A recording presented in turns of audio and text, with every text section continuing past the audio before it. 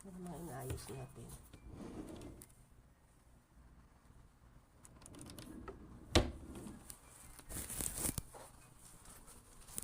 Okay.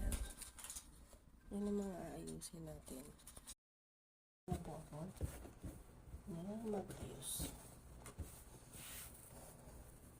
Tugin ko siya ng maayos. Yung magkakapartner, magkakapartner.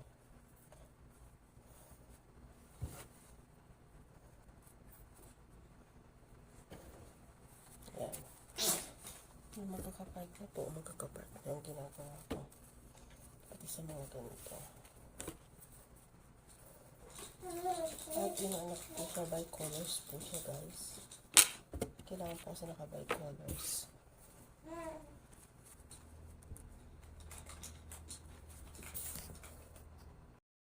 Guys, naayos ko na siya dito.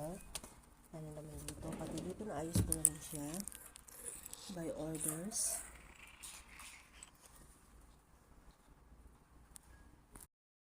Naayos ko na. From the overhaul na pantulog sa mga shorts, sa mga jumper, at sa kanyang pants, pajama. Naayos ko na.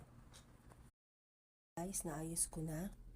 Konti lang kasi ang damit ng baby. So, ito yung mga maliliit niya. Mamaya ilalagay ko na to sa taas. Yung mga jackets, mga blanket, and towels niya na ginagamit sa araw-araw. And the other na malalaki mga damit na hindi pa niya pwedeng isuot.